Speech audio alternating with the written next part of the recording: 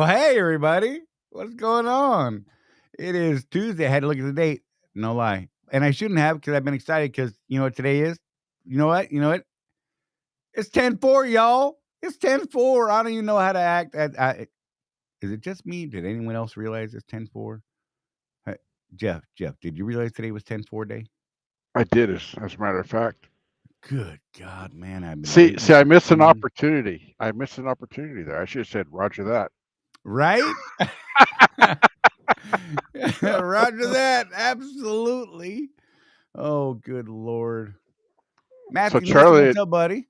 Charlie and I had to stuff our faces for the last 4 minutes before the show because both of us were too stupid to eat today. Yeah, right? Like we're, just we're both like, swallowed. Look, I still got a piece right here. She brought me 2. I ate 1. I almost dumped it on my desk. That would have been bad. That would have been terrible. Oh my gosh, that would have made me sad. My poor keyboard. So hey, look. There's one. 10-4. There's another one. Hello, anybody? 10-4. See, we got a thing going. I forgot to even talk about this earlier with Jeff. We were like just sitting here talking. And I'm like, oh yeah, it's 10-4. Bam. Just saying. My glasses are weird. Somebody clean them for me that wasn't me. Because I can't clean my own glasses. I can't clean my own glasses. That's what's bad. I can't see. I need glasses to clean my glasses. And I need clean glass to clean my glasses. Look, the struggle is real, y'all. Don't get old. I'm telling you, this is not fun. Vaughn, what's up, buddy? Matthew Mason's 10-4. James Vaughn 10-4. Oh, I clicked those too quick. My bad. So, how is everybody doing? Hope y'all are all. Oh no, you should never little buddy. Well, I guess little buddy's okay. Good buddy's a thing. I'm just saying. A good buddy is something. Let's not even go there. Charlie is a very good buddy. You better stop it. Whoop whoop. Wow, I totally read that wrong. Just gonna throw it up there. Just gonna walk away from that one. Just based on what we were just talking about. Just gonna leave it there. So yeah, Matthew. So you're not kidding because I'm in Ocala tonight doing a 34, and Charlie's gonna meet me up here, and we're gonna harass Sue for a little bit tomorrow. Anybody gonna be in Ocala tomorrow? Want to meet up? Want to say hey? Want to poke me in the eye? Poke Jeff in the eye? I would recommend poking Jeff in the eye because that would just be fun. I could video it. It would be fun. It wouldn't change. It wouldn't change anything. But it would be fun. Got all excited for the fuel charge for 2 minutes. Yeah. Yep. So did I. I actually called Charlie. He didn't answer. I'm like, hey man, it's important. Call me back. You're wrong. He goes, yeah. First thing he says, one, he was wrong. Figure it out. I'm like, I'm right, man. I had no doubt in my mind. I knew what the hell I was talking about. I'm like, watch, you're gonna get a message any minute. It's gonna come through and say, oh, our bad. Here's the real deal. Yeah. Yeah, and you know what?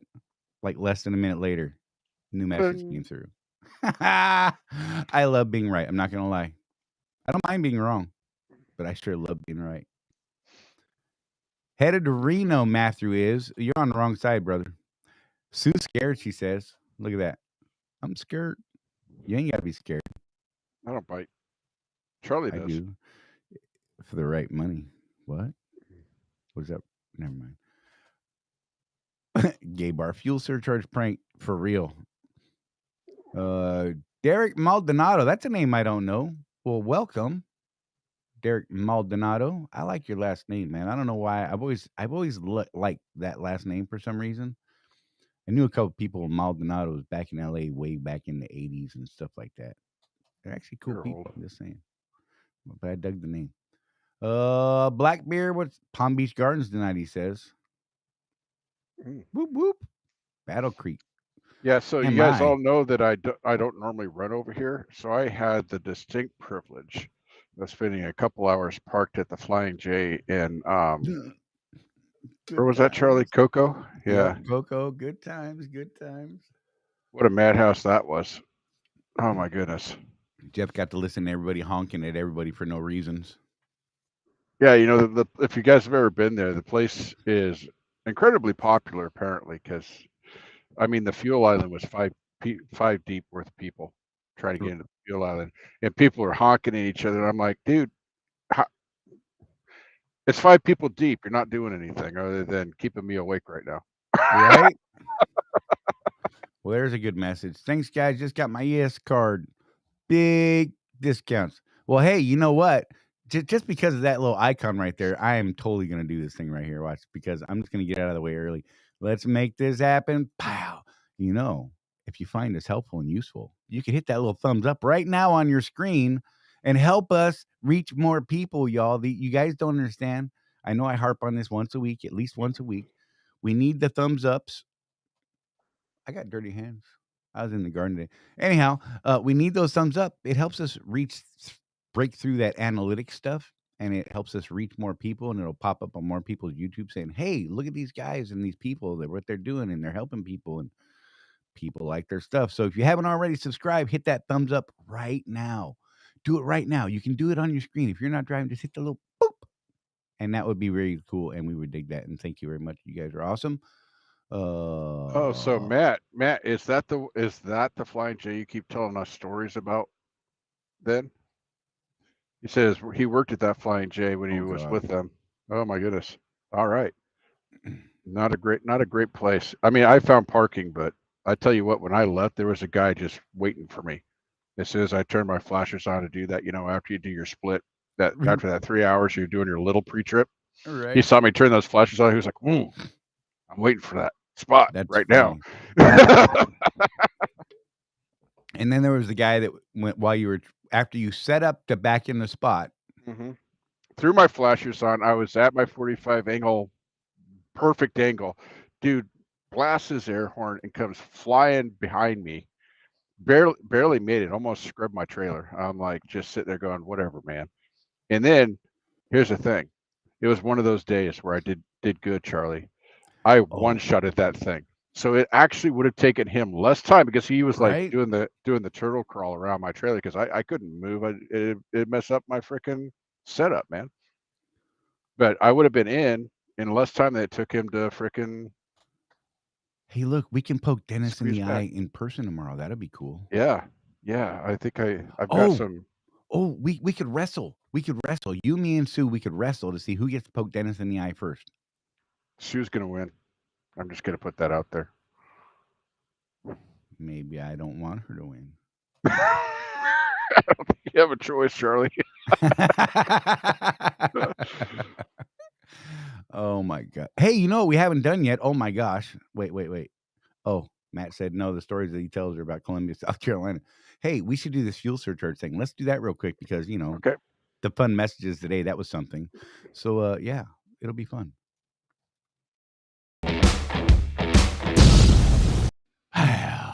So the national average went down 5 cents, although Jeff and I we're both like, what? Where? But whatever, down to 4.836. The West Coast Pad 5 only dropped 0.0432. Is that right? I think that's okay. Right. I think that's right. To 5.535. Now I question that number. Did I screw something up today? I got to look. Pad 5. Damn it, that number's wrong. I did not. That 4 is not supposed to be there. Dang it. Damn it, Jim. Anyhow, but that's still there. 5.535 is the correct price. Fuel surcharge is down to 0.602. It's a change of 0.009, not even a whole penny. But the West Coast is up to 11 cents, y'all. Just saying. So that means if you could pick up in Arizona even, you don't even have to go to California. Just pick up in Phoenix and head somewhere. Snatch it up. Get one of those Roslows going all the way to Georgia or something. That'd be nice. Hey, you quiet your mouth. We don't want to hear you. We're back. Oh my God! Seriously, y'all. So we were trying to get a guest on today, but that didn't happen. Never got an email back from. Call him out, man. Call him out. Yeah, we're get around. Nate Obrey. We'd like to see you on the show, sir. Everybody wants to know about this freight box stuff, and that is the man that's going to school us all. Jeff and I gave you kind of an outline of it, but I think this guy Nate can seriously give us an if he could education. give you half the presentation he gave us in his office, you guys will be locked into what it really is and what it's not.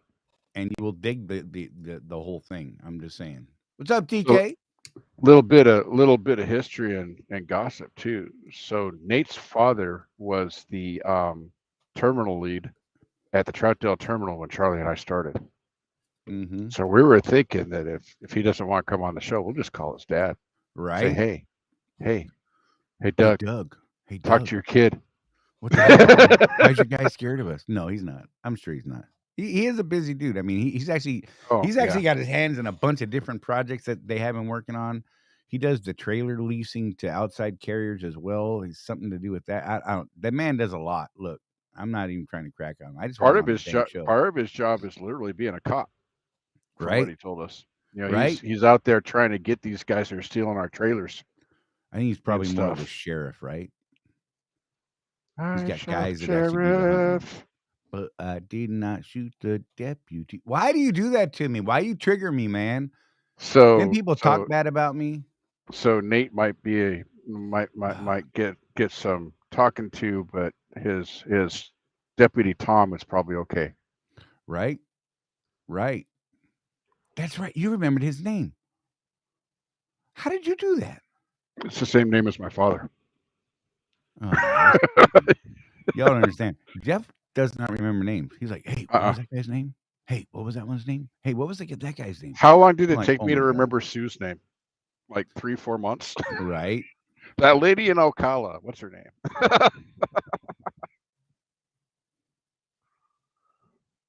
Oh, that's a long post. I got to put that up. I couldn't read it all. OPEC Plus is having a meeting tomorrow. They're expected to announce a reduction in production. Oh, they want to get the price up over $105 a barrel. So the price of fuel is going back up. Man, let's hope so. I mean, it's bad for the economy. Look, let's just be real, right? You know what I mean? But well, I was going to say, Charlie, talking to my wife at the store today, she called me while she was at the store because she saw something cool at Walmart or something. But she noticed that the price of a gallon of milk is down below $4 in our local area now, and it's not been that low in months and months and months. So even though our surcharge is going down, and like Charlie and I will always say, high fuel prices good for our personal business, bad for the economy. That's the object lesson. Fuel prices are going down, so are groceries right now. Right. So I mean, together. As long as that's what's happening, I'm okay, right? Because I was looking at our surcharge being kind of like we're in a unique position as drivers, as owner operators, because we kind of have this hedge against inflation with that fuel surcharge. And this is something that company guys do not have in any way, shape, or form. Right. Because as things get more expensive, so does fuel, or vice versa. It depends on how you want to analyze it. But as things have gone up in price, so has our profits. So we're okay. And that's what I try to get people to understand. Yeah, it kind of sucks in a macroeconomic sense right now. But if you look at our business, we're keeping up with that. And we're one of the only businesses that is. If you're an employee, if you're working for someone, your paycheck didn't go up this year with milk prices. Ours did. Yeah, for real. So you can look at it. You can look at it in several different ways. I mean, are we really making more money? No, because we're spending it at the store. Right. But at least we can. My kids are not without milk. I could not have told you what the price of milk was. I'm look, no joke. I don't go grocery shopping. I hate all those places that have groceries in them.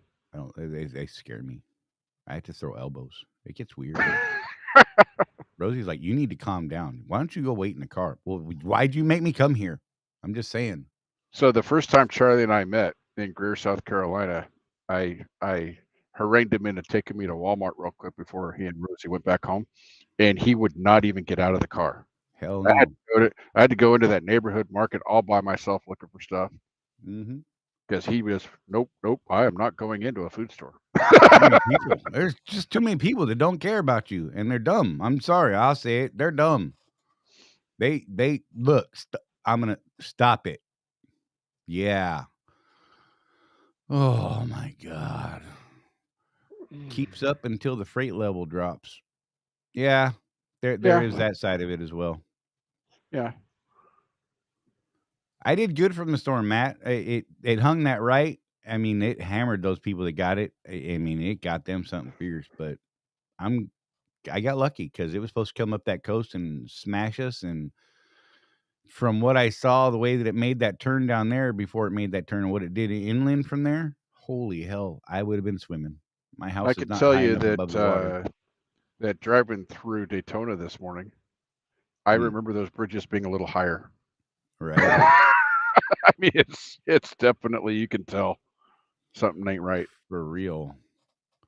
There was something I gotta remember. There was something I wanted to say and I forgot what it was. Maybe it'll come to me. You know, it'll come to me right after we end the show. That's what's gonna happen. Facebook post. Right? Mm-hmm. Maybe. I don't know. Now my brain hurts. Put a Band-Aid on it. You'll be all right. That would take an awful big Band-Aid, Jeff. I don't know. I know, Charlie. Take some ibuprofen. Oh. 1,000 milligram tabs. That'll do you. Yeah. Almost had to practice my backstroke for real. And I'm terrible because, I'm just saying, I only dog paddle. My bad. Princess Bride, anyone? Anybody? Princess Bride. Princess Bride, anyone? Andre, who said it? Who said it? Sounds like. Oh, that's a good hint too. Are those rocks ahead? If they are, we'd all be dead. Right? Inconceivable. Yes. Yes. Oh my God. Suck it up, Airborne. Yes, ma'am. For real. I like it. I feel like I'm getting spanked right now, and I kind of like it. It's kind of hot. I'm just saying. I don't. What? Hey, if any of you guys want to call in, feel free to do so. The phones are up, and the Google is answering, so that could be interesting. Could you even swim with your profile? Right, Jason? For real. My profile, I got that dead man profile, yo. And you guys don't understand that? You didn't serve? I'm not going to explain it. Just going to have to wonder what that is. Can't help. I'm sorry. Oh, that was wrong. Jeff, what the heck are you doing, man? Like, what are we doing? We need to do something. What are we going to do?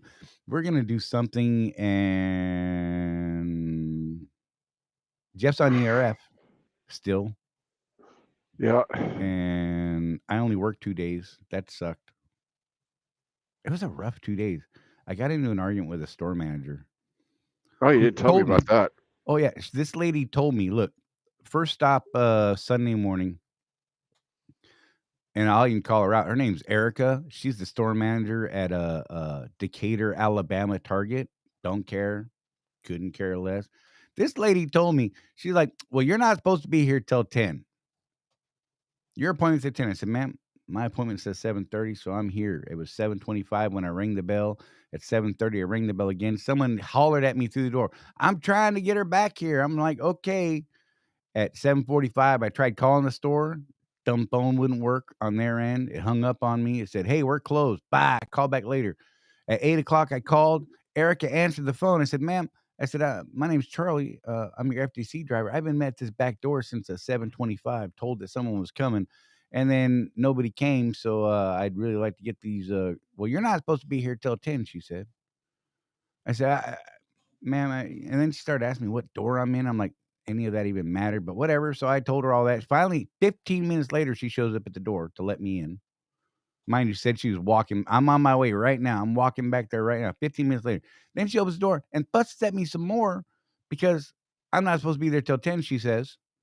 And then she says, well, you're going to have to help me unload this truck. No. And she looked at me like I had 3 heads right at that moment. She's like, no. I'm like, no, I will not be helping you unload this truck. I said, there's 2 reasons. One, I just had neck surgery and I'm not willing to, risk paralyzing myself to move your groceries off of this truck.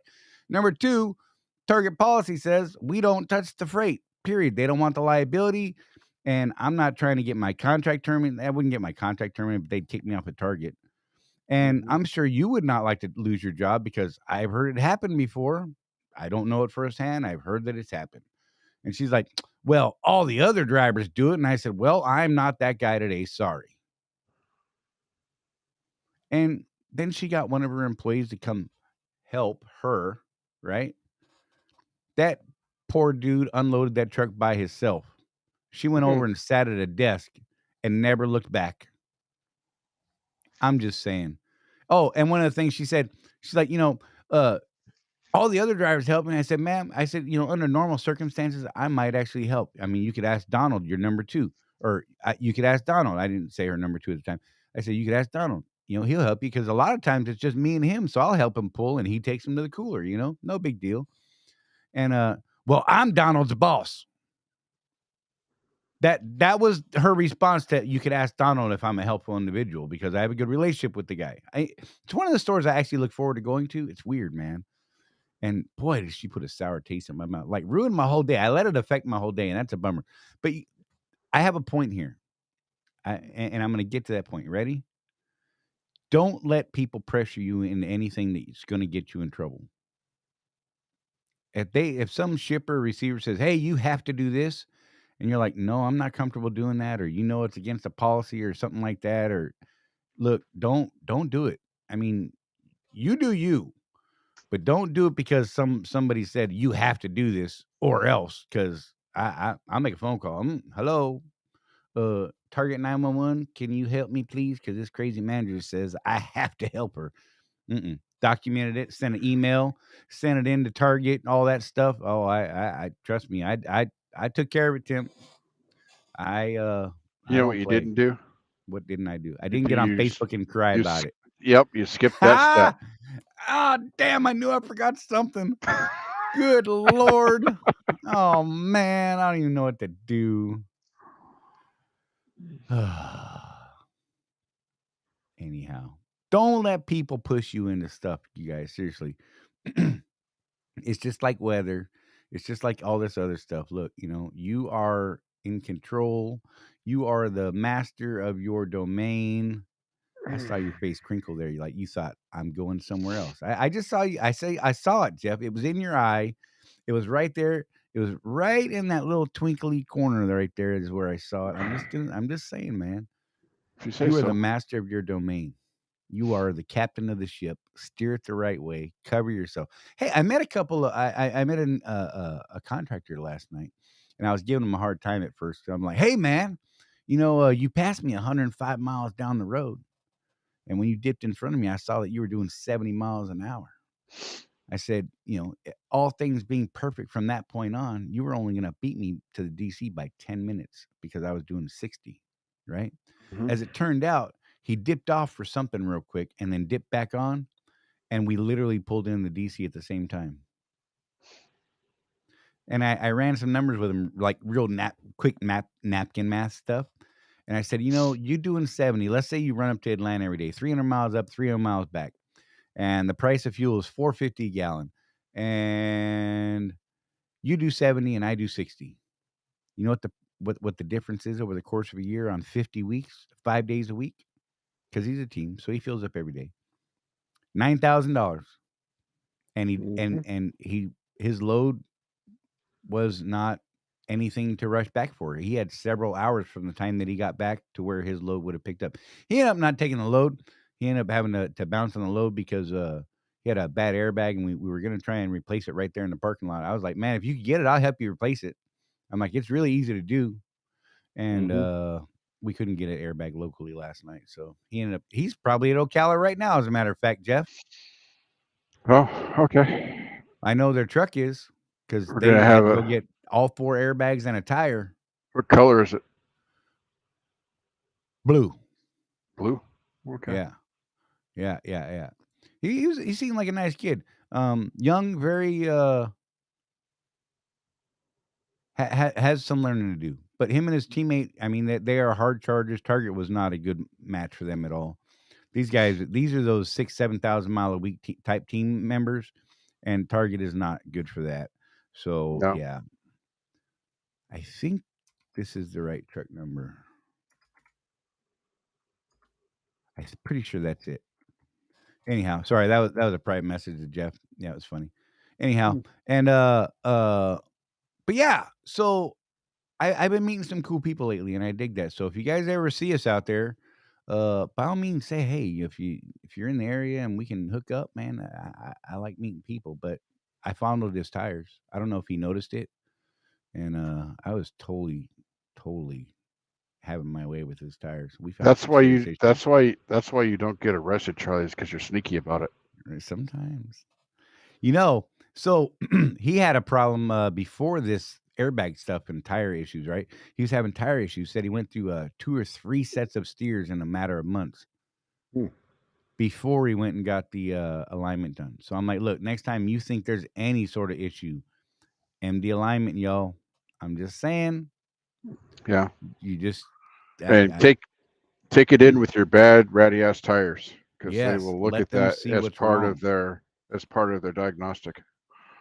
Turns out, the on his front drive axle on the passenger side, you know where they put the wedges in, the shims, right? Rather, Hmm. that whole nut and bolt was loose, rattling.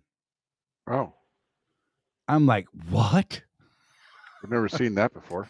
Oh my god. Yeah, I don't even. Oh, good lord. I was like, that scared me. But that explained a lot. And they haven't eaten up their tires now. But now they have a brand new set of tires, and he ate one up. He got stuck. Look, here's something to think about. Got stuck in a mud hole, tore 18-inch section of one row of tread out of one of his tires, right down to the just above the threads. Really? Just ate it up. Yeah, just plop. I was like, "Oh, that's not good." So yeah, between the airbag and that tire, he ended up bailing and going down to Ocala. So he's probably there right now. Hmm. Trying to think of his name. I'm a terrible person and I can't think of his name. Now I'm gonna have to look because I'm curious like that and I can't help myself. But yeah, so if you guys find us out there, by all means, pop up, say hey. We like hanging out, and but just be aware. I will touch your tires because I Mm. can't help it. Where is it? Ricky Beasley. That's it. Ricky Beasley. So, Ricky, if you're out there, hey man, I hope you get those airbags done. I hope they got them today. He was going to get all 4 done. I mean, if you got one that's that bad, you might as well just do them all. And it was kind of the same type of issue you were having, Jeff. He Mhm. had no air dump, so he couldn't really get it to play around with to look at the different parts of the bag. But when he had a heavier load on it, it was doing Leaking. bad things, and it was causing handling issues. Like they could feel it when it was doing it with a heavier load. And I'm like, yeah, you should probably get that fixed. Oh, tell the part of the story where you initially thought, just roll the dice on it. Right? Yeah, Get and this I load did. done. Yeah, Yeah, but it was worse than you thought, so you changed your mind, right? right. We talked more about it. At first, I was like, well, I mean, because sitting there, bobtail, it was holding air, it was doing what it was supposed to do. He said that as they put a load on it, it would leak, but I didn't I should have pushed further. And Mhm. he said, then it would fill up. And I just took that as okay, well, it's fine. Once it airs up, you just got that weird leak as things are changing. Like when he slid his tandems, it changed the orientation, the weight. And I thought that meant that it was holding air at that point. But every time they hit a bump, that thing was losing a lot of air really fast. Like, Yeah, like a lot of air really fast. So once we got a little bit deeper in it, we're like, yeah, yeah. I mean, literally, even driving to Ocala might have been a little sketchy, but I mean, you got to do what you got to do. There was nothing locally you get an airbag there, so so he should be getting 4 airbags today and at least a tire. And he had a yeah, service. He needed a service, a B service. He's like, man, I'm just gonna go ahead and get it all done now. yeah. So, so yeah, Already got the so truck down. It's a good time to do it all. yeah, you know what I mean. And they're getting ready to take some time off or something like that. Anyhow, I'm not sure where they run out of, but it was Ricky Beasley, Sue. Sorry. I'm just now seeing chat again. I apologize. Uh, I've had that on the driver's side with the loose bolt. Oh, but wasn't apparent if I had a trailer attached. Interesting. So a little bit of weight probably settled it down. Could be, yeah. Yeah, one thing I can bring up, because it came up in the groups this week about oil sampling. Oh yeah. A guy was asking if the Swift shops do oil samples. I'm not sure if they do or not. And then people were asking, well, it's that my name came up, of course, because I do regular sampling. So here's the thing on oil sampling. Sending it to the lab is better than a benchtop test, but a benchtop test is better than nothing. That's that. You know, taking a look at that oil periodically is a good thing. Yeah, if you see a ton of copper in it, or what is it? Copper is a bad one, isn't it? Isn't lead a big Copper, bad one? magnesium. Yeah. There's one that indicates bull gear, and I can't remember. I think it was lead, maybe. I don't know. Magnesium indicates injector problems. I know that. Right. You can find coolant leaks through a test. I mean, all kinds of stuff. So yeah, if you're not testing, you might want to think about it, and you may want to think about getting a test done through. It used to be Polaris. Jeff can tell you what the new lab name is. I don't remember what it is. Used to be Polaris. Who is it now? It's a different company. Do you remember the name? Hold on. I can't remember who the heck it is, but it's who the OPS Her folks use. Horizon. Horizon. Okay. Dennis asked what time I'm going to be in Ocala tomorrow. Honestly, I don't know yet, man. Jeff asked me the same thing. I'm like, well, he's like, I'll be up at 8. I said, I'll call you when I get up. I don't want to set an alarm. Although today I woke up early for some reason. It was my grandson's first day at his new school here, so that was cool. I don't know why, but I got excited for him. He was excited, so that was cool. He like really wanted to go to school. He's like, "Mom, can you please get me in school?" She was going to homeschool him for the first half of the year, and he's like, "Can you please just let me go to school?" Which I think is awesome. Anyhow, how often? Oh wait. There's a couple of questions. Let's go through them this way. How would you sample your oil, Jeff? I do mine every 30,000. And then, so I have to reiterate, you cannot do this with an IEL leased truck. They won't let you. But I do also do extended oil drains. So the last time I did an oil change was at about 140,000 miles. Nothing wrong with getting the oil sample done, though. Right. So one of the things that I'm encouraging Charley to do, since he already bought an OPS, is to go ahead and stick it on the truck. Get that way he's got the filtering going on and an easy way to sample, because it's super easy to pull samples with that thing. And follow what his lease dictates, change the oil every 50,000. But right. with that bypass filtration, he's gonna It should do look better for clean his like engine. every time. Yeah. It'll be better for his engine in the long run. And if he's doing his oil samples, every 25,000, then he's keeping an eye on that engine. Right. So. And Timothy Ransom said something here. If you're using the high mileage catalyst, your oil sample will show a lot of iron in it. Is that the? Did they put? I don't know. That's news to me. Pow. Sorry.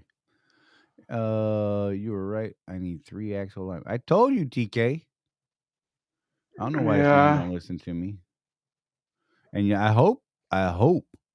In fact, you know what? I'm gonna smack you in the head if I find out you didn't go to an MD Align shop. Be prepared. I don't care how big you are, sir. We will fight. I will fight you. You and me, we will fight. I won't fight your daughter, but I will fight you. I'm just saying. You don't understand. So my last oil sample before I changed my oil at 140,000 miles, my iron count was at 26.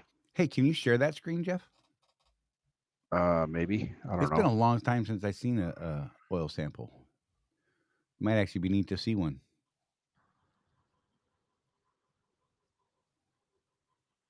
I'm reading here. Give me a second. He's reading. Jeff is reading oil samples. He doesn't know just what. The numbers mean to he's dying. Yeah, And talked about he's something. sighing. He is making faces now. You like that? That was Sure. fun. I appreciate that. I appreciate myself. I appreciate you, Jeff. And All Matt's got right. my back. I'm just saying. That's right, Matt. We could do it. Bedside. You'll be in the crib next to me. We'll just be like laying up, talking about, yeah, we fought with TK and he rolled us. Although, you know what? You and TK, What about me and TK? no, Matt Nissen and TK. I'd pay to watch that fight. Couple What? of big bulls fighting. Let's Could be see fun. here. Just saying. Now his daughter, it's gonna take it's gonna take all of us and TK. I'm just saying. That princess is a little she's much. I'm just saying. Oh, that freaked me out. I wasn't expecting that sound. So yeah, there you go. All right. So are we Just up? trying to figure stuff out. Now we can throw it up. You want to throw me up? Yeah, we'll make it the primary. Yeah. There you go. Oh, let me get rid of the graphic. So this is the worst sample I've had. Notice that there's some red in there. And I changed my oil when my base dropped so low over here. And I am not an expert on these things. I kind of, if I have a question, I call Pittsburgh Power and they can go over it with you and tell you what exactly the numbers mean and that you're either okay or you need to change your oil or you need an M-frame or whatever the case may be. So there's a lot of information in here. You know, there's a lot of data. You got iron, chromium, nickel, aluminum, copper, lead, tin, cadmium. That's interesting. Silver.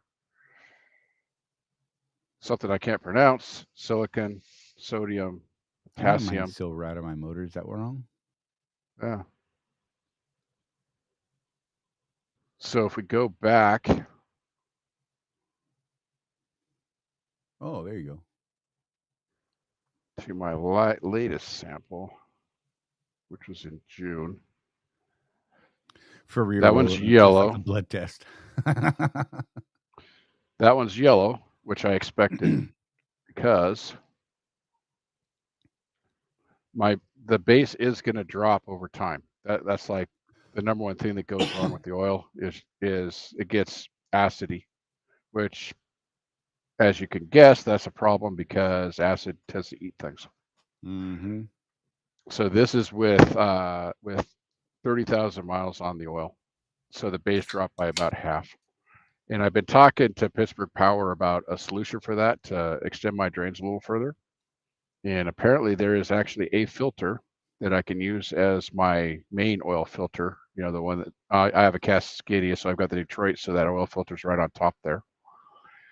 That actually puts base in the oil as it filters through. Sue wants you to email a copy of that to her. Because that's literally the only reason I'm changing oil is because that base is dropping. Nothing else is really turning colors. So that's a basic overview anyway. So that oil filter adds base back to it? Right. I can't remember what he called it. It's kind of like mentioned it when he was on our show.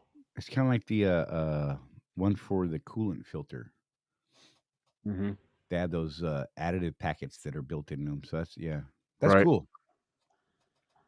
So yeah, I mean, so Charlie and I have been discussing how long until I'm going to need an M-frame. And with an oil sample looking like this, I'm betting I get 1.2 out of this truck before I need to spend $35,000 on it. I'm still shooting for 1.5. You're more optimistic. I would rather be ready at $1 million. Oh, absolutely. And have it last $1.5 million. Right. So, yes. I got my little. That is what I'm talking about. I'm full swing into my savings plan right now. You know, getting ready for that because I don't want to. I no offense, Charlie, but I don't want to do a U. Right. I mean, no, I do. You know, seriously, for real. At this point in my career, I'm just so happy so much to own a truck outright. You know, I'm planning on ripping all of the interior out and redoing it sometime next year. That'll be a project.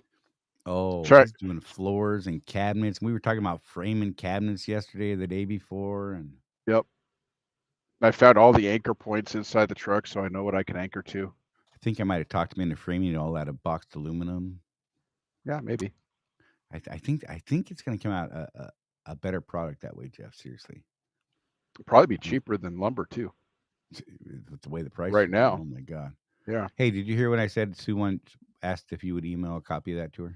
Yeah, I just ignored it. No, okay. You're welcome.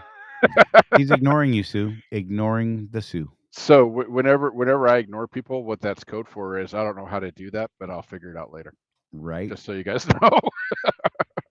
Put a hammock in. That's what I'm talking about. All right, so let's get rid of this so that we don't give people epileptic seizures. Oh, I don't know. So yeah, that's what an oil sample actually looks like. What you see. Watch this. Pow. Oh, look at the screens we see. How awesome is that? Sorry. How come the theme music for Tron is going through my head now? Right. Oh, she said no lunch for you then. Ha ha! All right. Oh, if lunch is on the line, lunch? I'll have that to you like later this evening. Then we're having lunch. I'll have to remember that. So yeah, that's what an oil sample from Horizon looks like. Again, I just kind of I've got so many things going on in life in general, Charlie, that I just kind of get my samples done and I listen to what they tell me. Right. It as you saw, it's a lot of data. So what that means, I mean, if you were a mechanical engineer, you'd probably know exactly what all those numbers meant. And lucky for us, Pittsburgh Power has mechanical engineers on staff. So, hey, Jeff, we have a phone call. I don't know who it is. This could be fun. Ready? Let's see what happens. Mm-hmm. Well, hello and welcome to the show. Who's on the phone? You people are out of your mind. Oh, it's our buddy Ken Kelly. It didn't say your name. That's weird. Well, that's because I put my name in. I may have cussed when I put it in there. No, but it says auto screen failed. That's great. So I don't even know what the heck. Usually it'll show me like pastimes because it recognizes the phone numbers that have called before, and it'll say, "Hey, Ken Kelly last called this time." I'm like, "Oh, but there's nothing." So I was all baffled. What's up, Ken? Oh, nothing. I'm just listening to you. Got you and the squirrels running around in your head. Right, dude. They're kind of on a rampage today. Yeah, but I do have one thing to talk about though. Let's have it. Is there any way, since you guys are wired into management, is there any way you can get anybody on the show? Because this has really been bugging me for about a month and a half. Learning your business is good. You guys teach that rather well. But I'm also a firm believer in the fact that we should know a little bit about how Swift runs their business. And what brought this up was I was in a discussion with a guy about pre-trip inspections. He was broke down waiting for this was on the Facebook page. He had 4 cracked brakes because he crawls underneath the trailer. Right. I don't think he was happy with me because I told him I'm not crawling under a trailer. I'm 65. I'm not getting under there. Right. And then he started blaming Swift and the mechanics, which is a default position. Right. It's just default. Oh, we'll go blame Swift or we'll go blame the drivers. Now, there's a myriad of things why the driver, and we've all seen drivers just hook up the trailers and go. Oh, look, I've done it. In fact, we've probably all done it too, And Swift doesn't have a lot of mechanics, so he was going off about the mechanics or anything. But he doesn't. That's I was trying to explain to him that's a postage stamp view. You've got to understand how Swift looks at things as a whole. They have a budget like we have a budget. With 50,000 trailers and what is it, like 16,000 trucks? Trailers. Yeah. Yeah. And that's just the Swift part. Speak of. Yeah, right. And but there's a lot of people that don't understand, and I hope Sue's listening, even though I don't know her. But there's a lot of people that don't understand how operations works. how a load when the shipper picks up the phone, I need somebody to haul this, to when it gets on your truck. They actually don't understand that process. It's like, how many times do I read on the Facebook page, I'm sitting here, they don't have this, they don't have that, yada, yada, yada. Right. Mhm. Well, Swift just can't come up and, I can't cuss, but you know what I mean? Just Right. create a load for you. You have to understand. Now, a lot of that's the driver's fault because, they waited too long to get a stack. I'm bugging my dispatcher a week out. I want 3. I'm not happy if I don't have 3 loads on. Right. And she knows that. So a lot of that's the driver's fault. But they genuinely do not understand how Swift goes about it. Now, I can sit down. I feel like I've been here 19 years. I can sit down and I'll look over anybody's shoulder and go, oh, okay, that's cool. But I understand what it is I'm reading on their boards. But how many other people really know that? And I think that they should. If you're going to run a business correctly, you should understand how your customer works. Am I wrong with that? No. Oh, no. Dude, I think to your point, I think a lot of us that do know how the business runs on that end kind of take it for granted. I think we do Right. forget that people don't know. That there is a workflow, a process that has to happen to get to us. And you're one of those people, Ken, though, that you've taken the time to get to know some people too, right?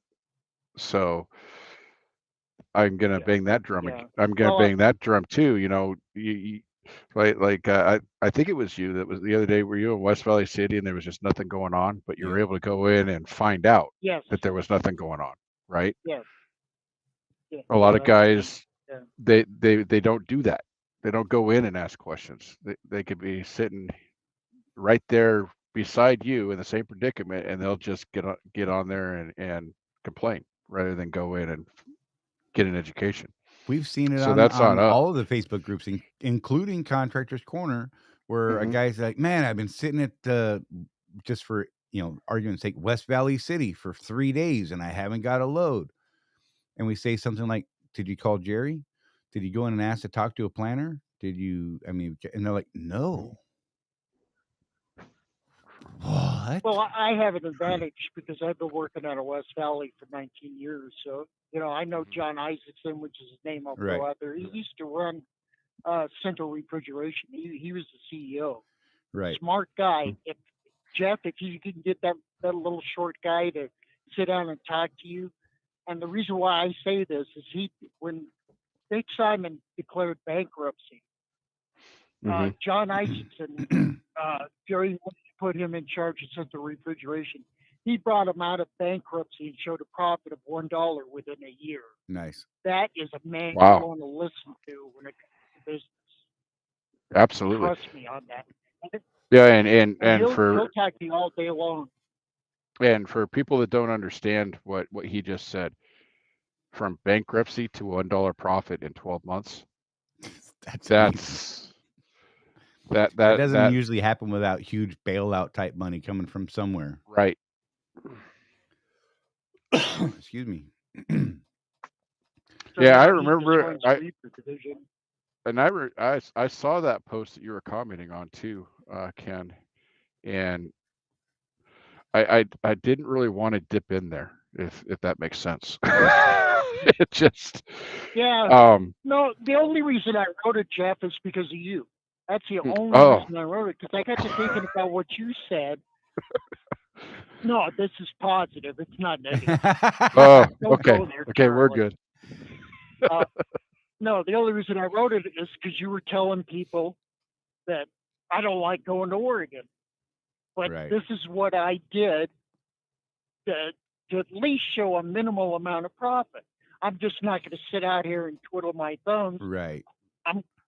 Even if it's a little bit of profit, I'm going after it. And that's why I wrote what I wrote, because I said, well, there's nothing going here. I'm going to have to eat this good head. Either sit here for 4 days or eat the 700-mile good head. which gives me 85 cents a mile. Mhm. So that's what I did. It was not, believe me, I don't deadhead. I don't So do it. just so you know, Charlie and I talked about that. We're like, look, this is how things are right now.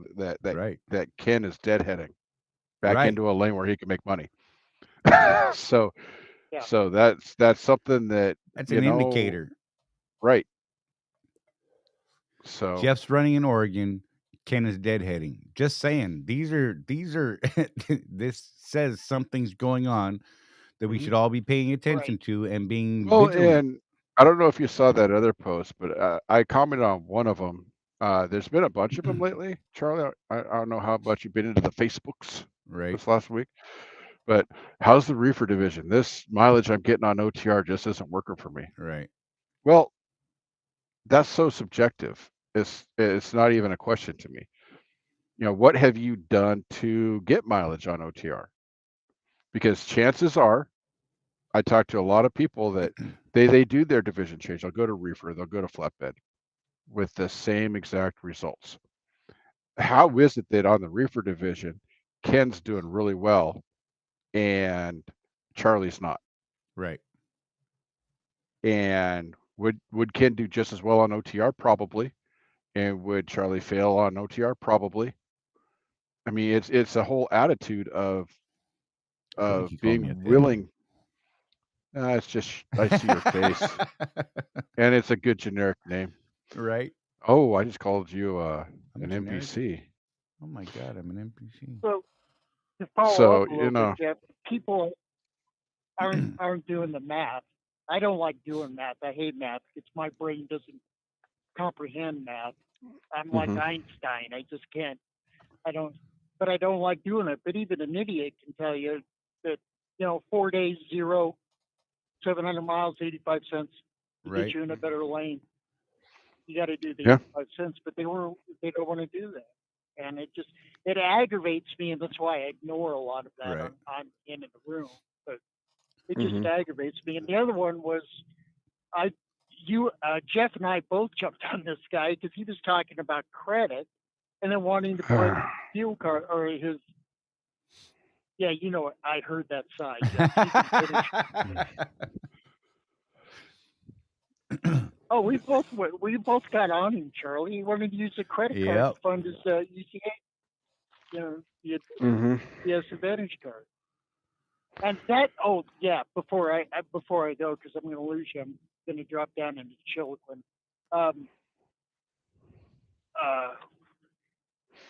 Can you make a presentation about the cost of money? I don't think people are understanding with the rising interest rates how much money actually costs right now. That's really not a good thing. You got to have it, Mhm. but you want to keep it at a minimum because money is Yeah. getting expensive. Yeah, we can. That's something I've been thinking about doing, but we have to be careful, Right. because we are not certified Financial financial advisors. guys. Yeah. But yeah, we can that's couch true, it too. we could couch it in terms of our own business though, without Right. getting in trouble, I think. Because like I told him, Yeah. I said, we, Charlie and I, advocate for lowering our risk profile. Right. Credit has risk associated to it. A Now, lot of it. people will argue with me that the risk is very minimal. That may be the case, but it is not zero. If something happens and you can't pay that credit card off, 23% interest on a lot of introductory credit cards, Right. and that's what you're getting when you first start out. You're not getting the 4% like some guys get. That takes time. So, I know that there's a place for credit in a business, but it's to use sparingly and with caution. Right. You really need to understand what it's going to cost you if you can't make one payment. And I don't think people do. No, I don't either. But those are the things that were on my mind. Because somebody Mhm. woke me up early this morning. I had to swap a load, and I am not a morning person, and I haven't been in a good mood since. So Anyway, that was it. And I just wanted to get the squirrels out of Charlie's brain for I like appreciate 5 it. minutes. I need focus every now and then. You guys know this. You can. Jeff tries. He does. I don't know how he No, I keeps up don't. with I me. just laugh at you. That's what I Yeah, do. I'll be right back. Yeah, Charlie's All right. Charlie's Oh, is he suffering going from to? some nasal issues right now. So, Shit. Well, yeah. I'm happy that he didn't have to build an ark. You know, Oh, imagine yeah. him doing the show, floating around on Lake Okeechobee somewhere. Yeah, last week we were wondering if Which he was going to expanded. have any connection at all, you know. Yeah. So, Well, it made a right turn, but geez, that thing was 600 miles wide. yep. That was a massive storm. Yeah, I've been. in typical fashion, I got down here after the storm was over. In my entire career, I've been doing this for 15 years. I have seen one tornado in all that time. It was in Texas. But normally, I'll get someplace either right before or right after one of these events happened. It's almost uncanny. so I'm here if they need FEMA loads done, though. I'll put that out there. I took a load of beer down to Houston after I hit because I told them I wasn't going down, and then I had to fill up in Dallas because there was no fuel stops. They had no electricity still when I got down there, and the distributor was on the dirty side. This is 2 days after the hurricane went through. I couldn't believe the damage. I've never been somewhere after a hurricane. Good God, it's crazy. Yeah, it's just I sympathize with everybody in Florida.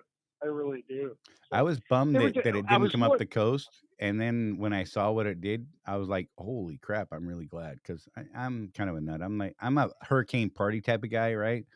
Go out and scream and shake my fist at the sky, and it's fun and it's weird, even though you could die, whatever. But I gotta tell you, I'm really glad, thankful to whatever it is out there that it did not come up, because what it did to those folks down there, if we had half of the water that they caught, I'd have been swimming. My computer, I would not be on the show this week. I'm just saying. You would have built a freaking ark. Well, I'm serious. I can picture Charlie in an ark with his 3 or 4 computer screens there, with his little generator going, saying, "By God, I'm going to transmit my show." It's funny. We actually talked about building an ark today. And he would have built it out of PVC and duct tape. Gorilla tape. Gorilla tape. It's much better. Since you guys are familiar with Oregon, I'm on 97. I'm going to drop down in Chillicothe and I'll lose signal. Oh, boy. So, y'all have a good one. Right. Be careful, man. Thanks for calling, Ken. Appreciate you, brother. Be safe. Yeah, you too, Jeff. Yeah. Yep. Yeah, I had this vision of Charlie out there in the storm doing a Lieutenant Dan up on top of his house. Yes. Dude, I was, yeah, I'm that guy. I can't help it. Oh, left the Arcadia, DC 48 hours for the storm hit. It's a good time to move, I'll tell you that. I heard that thing's closed down for the duration. They're moving guys up into other areas. Really? I have yet to see a tornado, and that oddly bums me out too. I've been within a mile of several, but it was in the middle of the night and it was dark and I didn't get to see them. I just kind of felt the outskirts of it, and I'm like, man, this sucks. I'm getting all the crap and I don't get to see it and be like, ooh. I don't know. I'm weird. What do you want me to do? Tornado that I saw caused my student to second guess his career choices, and he quit. Yeah, I can see that. I can totally see that. I mean, look, bad things happen. It changes your mind about what's going on. I'm just saying.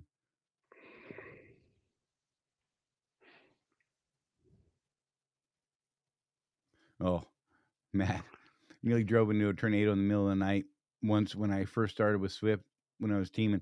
See, that's my problem. I seem to always get them at the middle of the night, and I'm like, oh man, because then that's like straight up scary, like for real, like because you don't know where it is. At least if you can see it, you can be like, oh, maybe I should not move any further. Go hang out in that ditch over there. Right? Something. I don't know, man. 3 tornadoes. Wow. That's kind of interesting. CW said he's seen 3 tornadoes in 30 years out here. 30 years. Good God, you've been at this forever. Power to you, sir. I'm just saying. Hey, someone else is calling right now. Oh, it's James Vaughn. He's screening right now. He's talking to the computer. Yeah. See, that's why I was thrown off by Ken, because it didn't, like this one says James Vaughn on the phone. And that was a call note from the last time he called. See, I dig this little system sometimes. I will get to you in just a second, James. Pretty bad there. Tim says, pretty bad there. Drivers that can't follow directions, T-calling loads at wrong location, hundreds of miles away. So they had to disable macro 18. Huh? Yeah. We just got a message about that. Really? Oh, see, I went out in the truck today, so I didn't get any of those. Yeah, apparently guys aren't actually doing what they're supposed to do, so they just disabled it. So you got to call it. You just got to call in now. What do you mean by a decal printer? Which stickers are you needing? Depending on what they are, Michelle Cantrell actually has a vinyl cutter thingy majugger at her house, I believe. If you need the operated by or leased to Swift type stuff, she has that stuff. I don't know if she's got your logo. Wait, like your own personal logo, or I don't know. Sorry, guys, I'm talking in chat over here.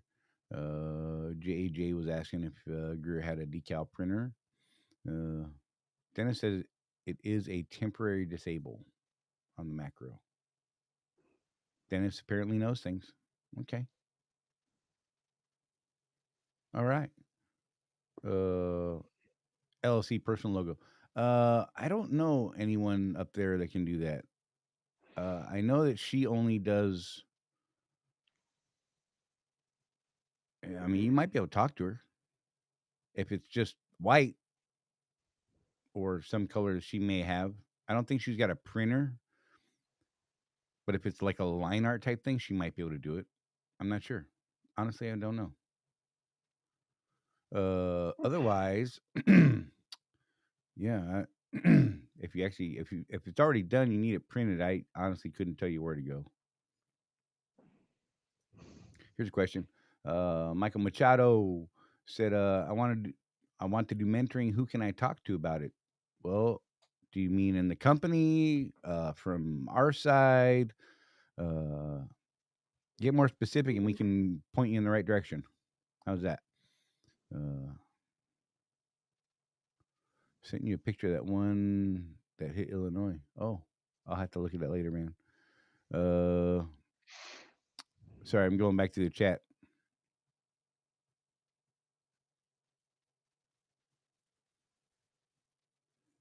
Well, okay. This is a loaded question, Jeff. Uh-oh. Can we explain even more, with even more depth, with the newer drivers, that over-fueling is going to hurt the bottom line? What do you mean by over-fueling? Right. I might challenge you on that statement. We're going to have to get in deeper on this. Hey, let's take James' call real quick, and we'll come back to that, Sage. Hey, Sage, if you would like to call in and we could talk about it, that'd be an easier conversation to have on the phone if you're down for it. If you call that number right there on the screen, 813-548-3722, that's 813-LIVE-SEC. We could actually have a real discussion about it if you'd like to. That would be cool. The load board meeting, JJ just asked, how did the load board meeting go last week? It was okay. It was promising. We'll see. We should have one tomorrow that is going to give us some more information, we're hoping. So, yeah, they were thinking that we should be able to start testing this week. I know we keep saying it, but they actually made some progress on the problems that they did have. So they were working on that. Right. And Sue, I just sent that report to your Swift email. And well, Charley was right. Oh yeah, let me get. I'm sorry, James. Here, let's bring James in. James Vaughn, what's up, man?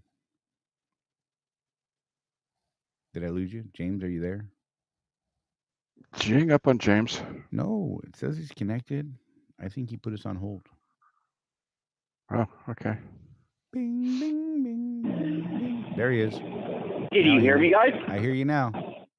Yeah, I had to turn off my headset. I got my student's driving. Staying on this one. Hey, yeah, I made it back into the country at least. Well, that's good. Yeah, got all out of there. Freaking spent about a month in the shop. Freaking try to get the computer worked on. Oh, great. yeah, that was, and it still ain't working. I guess the instrument control panel, I guess it still ain't working right. Really? You're in a KW, right? Yeah, they compare. No, I'm in a Freightliner. Really? Huh. Yeah, they tried problem shooting all of it and everything else. It just got to the point because Laredo didn't have any rentals. I asked them straight up and went, "Is it a DOT violation?" They're like, "No, if anything else in there." I was like, "Then put the part back in." Right. So yeah, as long as all the analog stuff is working, you're fine. Yeah, that was the only thing I was worried about when they said, "Yeah, no."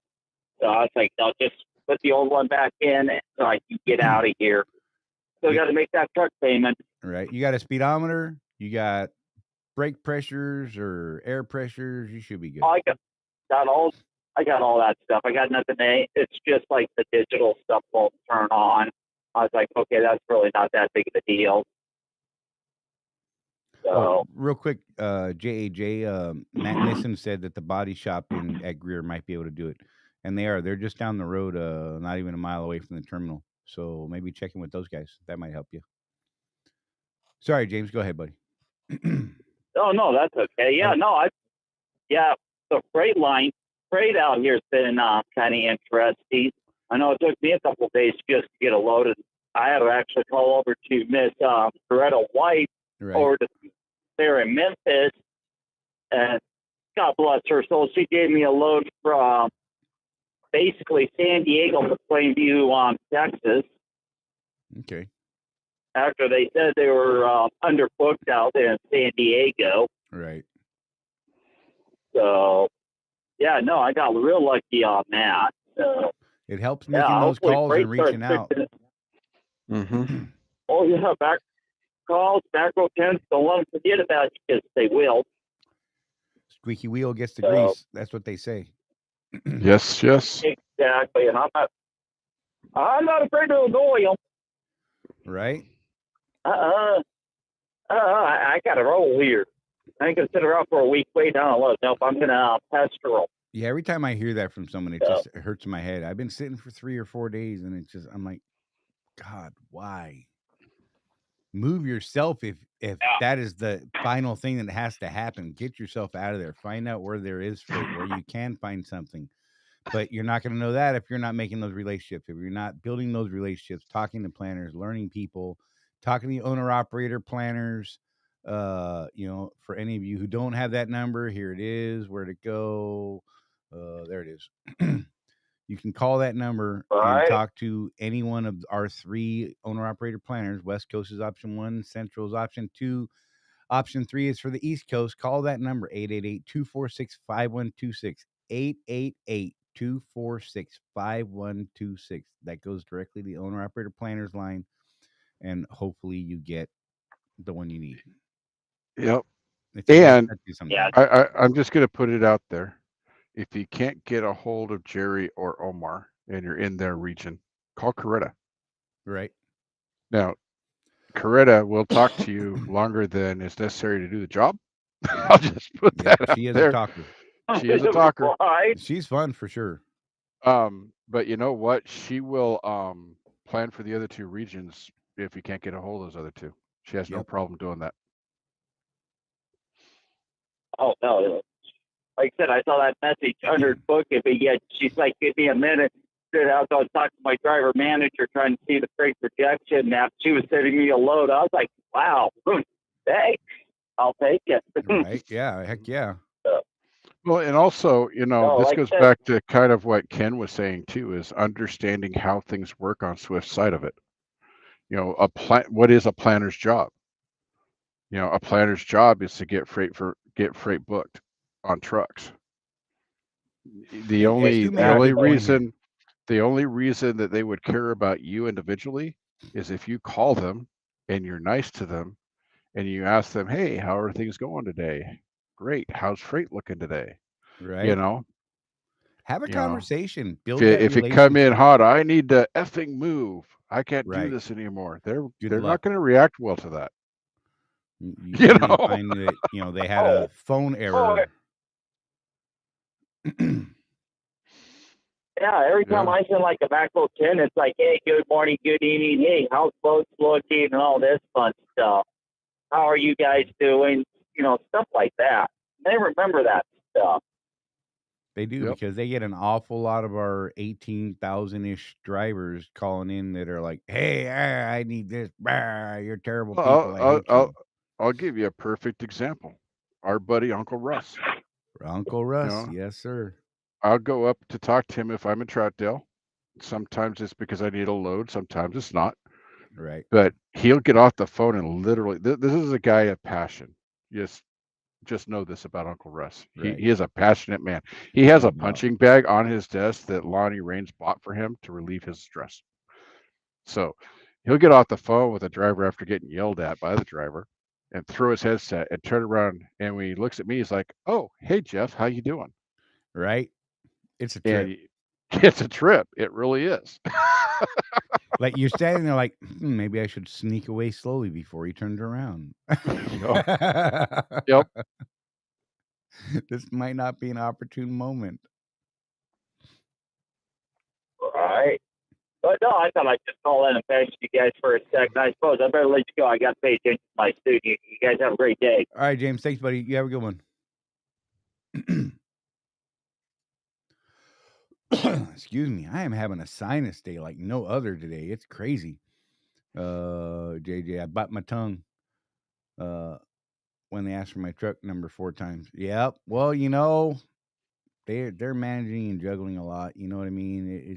It's hard to get focused on one thing at a time, and when they're juggling 100 trucks or more at any given point in time. So hey, if you don't know, if you've never sat in the office and sat down at a planner's desk and made the relationship where you could actually go do that, I highly recommend that you do that. I recommend you do that with a driver leader. If you can get in some terminal that has their own CSRs and you can sit behind them and hear the stuff that they're going through and the things they're doing, I highly recommend sitting down. If you get, an hour or 2 or half a day, even go into an office, ask them, say, "Hey, look, I'm a driver, I'm a contractor, whatever it is that you are. I'm curious about your job. I was wondering if I could just kind of shadow you for a little while and see what it is you guys go through." I'm telling you, there's a good chance they'd be like, "Yes, come on in." And it is something else. I'm telling you that the things that people say to them is amazing, and I can't imagine their mothers would be okay with these things being said. Right. It's crazy. So, and if, show a little interest in what it is they do, and I'm telling you, you can learn something. And this goes back to like what Ken was saying, if you don't know how your customer works, how do you meet their needs? And all that goes into that relationship building stuff, you guys. Seriously, I know we harp on it a lot, but it really is just a huge thing. There you go. Sue says she has a planner in Ocala that would be more than happy to do that for you guys. So if you're ever in Ocala, pop in and see Sue and you want to see how a planner works, look, there you go. You have an invitation right there. Why do I have this feeling that Sue just told me to do something tomorrow? Right? It's cool though, right? I mean, seriously. I would almost like to get a planner on while they're working. It would be kind of an interesting thing. But then there's all the screens they'd have to fuzz out. But I mean, if you go in and you can sit with them, I'm telling you, you will learn some stuff. You will learn some stuff, like seriously, and it would be worth it She's like, I already got you, Jeff.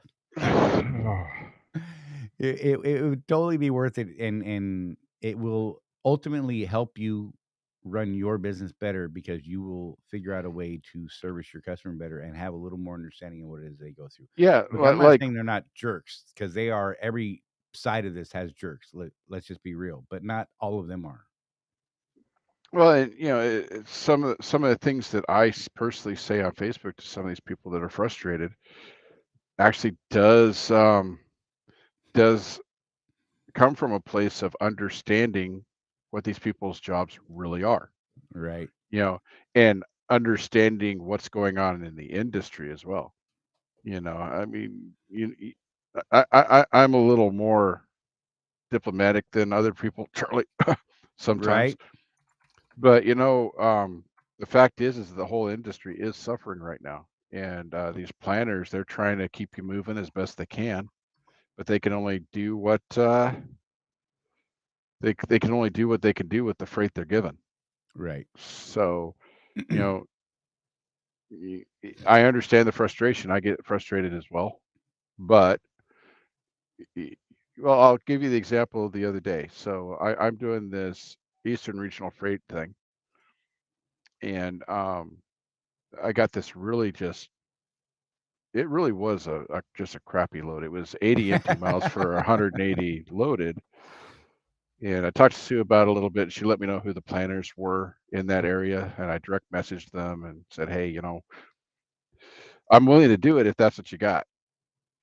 I'm not afraid of work, but do you have anything on the other end? Right. Is there something we can work out here?" And before I knew it, that load was gone, and I had a 15-mile empty for 400-mile loaded just out of nowhere. So that was kind of cool.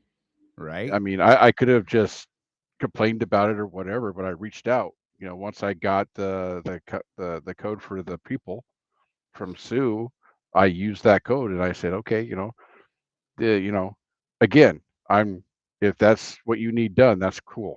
I will do that. But what else you got after that? Right. That's the way to approach it. And sometimes right now, guys, the answer to that question is we don't know until tomorrow. Right.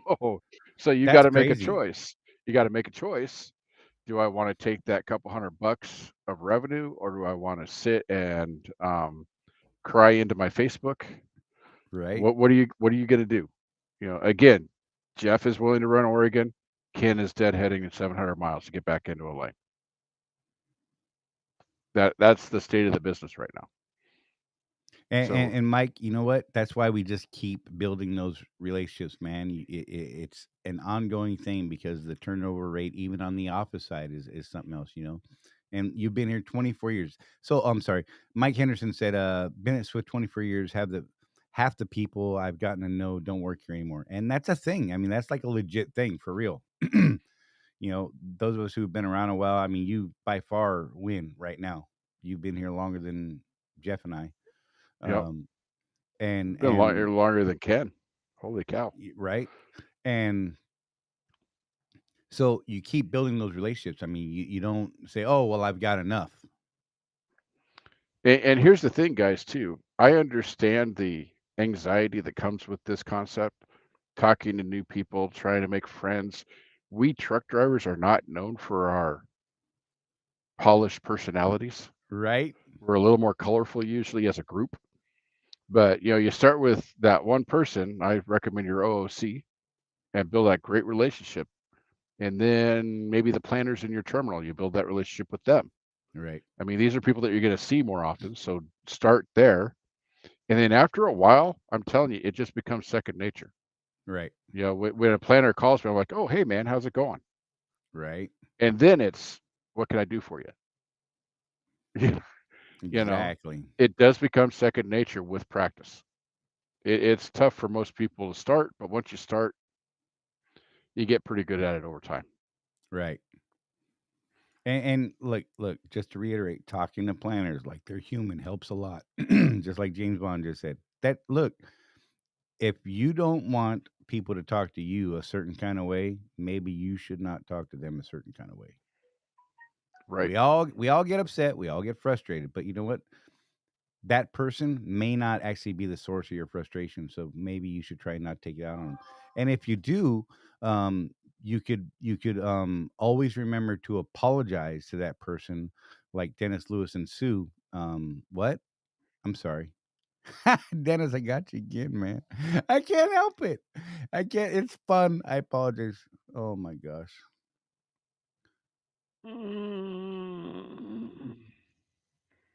Okay, I don't know what Google's saying here. We got another call on the phone real quick. Let's do this. I believe it's Colin Edwards is what the screener says. Is that right? Colin Edwards? No, Alan Edwards. Oh, Charley. see, look, it's Brown Allen. I'm gonna catch one for that one. Dude, so my auto screener says Hey, Colin guys. Edwards, bro. It's great. It says Colin Edwards. This is what it says. Colin Edwards and about feeling and its planning outlets for the newer driver. You're welcome. Ew. That is how my auto screener just handled that. Yeah. Yeah. Yeah. My screen name's Stage Freak, and all. If you haven't noticed, guys. So I got called earlier, from a younger or a newer driver, and also a younger driver. Right. Talking about, hey, I'm not. It's like the second week in a row. I'm not positive in my settlement and all. I'm thinking I'm feeling too much, and that was the first question. I was like, how much are you feeling? He's like, 2 to 3 times, for 1,000. Well, I think it was 1,800 mile load, and I was like, whoa, buddy, what's going on? How are you wasting this much fuel? Then he also implied for the settlement, he's been sitting around 3 to 4 days in Phoenix. Oof. And I was like, hold on, are you making your adjustments? Are you trying to contact the planner? Are you trying to do anything to keep yourself proactive? That's. I'm sorry about the question. If it was convoluted earlier, I didn't know how to phrase it. No. Well, because some people will say, oh, like Jeff and I on a regular basis tell people, when you find a cheap price, the cheapest price on your route, fill up. I don't care if you're only going 100 miles. Fill up. Yep. You don't know where you're going after that. And more times than not, you will actually find that works out better over the course of the week, the year, the whole 9 yards. What a lot of people try to tell people to do is, well, only get enough fuel for the load. And what that does, it tends to put them in a bad market later on where they're paying, as much as 50, 60, 70 cents more per gallon. And then they're chasing that 50-gallon, batch, right? And what happens over the course of the week, the month, the quarter, the year is they end up spending $10,000 more for the year, $20,000 more. And that's not an exaggeration. That's like legit data, because if you find a cheap location, fill your tanks to the brim. You're going to use that fuel. It doesn't matter. Maybe it throws your settlement this week off a little bit. And if that one fuel up is going to throw your settlement off so far, we need to talk about the rest of your business because there's a problem already, right? And so you're going to use that fuel, and if you can get 1,400 miles out of your tank at that much lower rate, you're going to benefit over time much more than you would playing that. Right. It shouldn't hurt your settlement every single week. Right. Like a couple of weeks ago, I took a bit of a hit because I filled up on a Wednesday. I delivered a load, then filled up on after the load because it was the cheapest fuel price for like 500 miles when I did my research. Right.